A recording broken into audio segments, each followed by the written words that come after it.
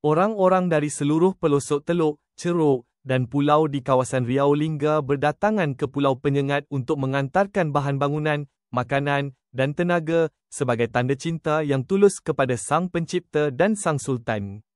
Bahkan, kaum perempuan pun ikut serta dalam pembangunan masjid tersebut sehingga proses pembangunannya selesai dalam waktu yang cepat. Terbukti, fondasi setinggi sekitar 3 meter dapat selesai hanya dalam waktu 3 minggu. Konon, kerana banyaknya bahan makanan yang disumbangkan penduduk, seperti beras, sayur, dan telur, para pekerja sampai merasa bosan makan telur sehingga yang dimakan hanya kuning telurnya saja.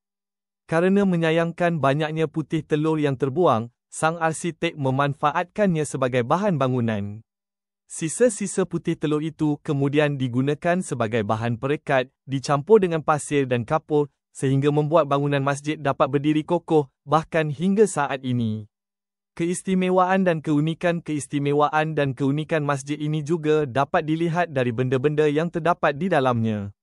Di dekat pintu masuk utama, pengunjung dapat menjumpai mushaf Al-Quran tulisan tangan yang diletakkan di dalam peti kaca di depan pintu masuk. Mushaf ini ditulis oleh Abdul Rahman Stambul, putera Riau asli Pulau Penyengat yang diutus oleh Sultan untuk di Mesir pada tahun 1867. Sebenarnya, masih ada satu lagi mushaf Al-Quran tulisan tangan karya Abdullah Al-Bugisi yang terdapat di masjid ini, tetapi tidak diperlihatkan untuk umum. Usianya lebih tua dibanding mushaf yang satunya kerana dibuat pada tahun 1752. Di bingkai mushaf yang tidak diketahui siapa penulisnya ini terdapat tafsiran-tafsiran dari ayat-ayat Al-Quran. Hal ini mengindikasikan bahawa orang-orang Melayu tidak hanya menulis ulang mushaf, tetapi juga mencuba menerjemahkannya.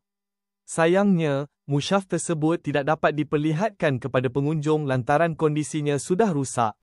Mushaf ini tersimpan bersama sekitar 300 kitab di dalam 2 lemari yang berada di sayap kanan depan masjid. Pengunjung juga dilarang untuk mengambil foto di dalam masjid. Benda lainnya yang menarik untuk dilihat adalah sebuah mimbar yang terbuat dari kayu jati. Mimbar ini khusus didatangkan dari Jepara, sebuah kota kecil di pesisir pantai utara Jawa yang terkenal dengan kerajinan ukirnya sejak lama.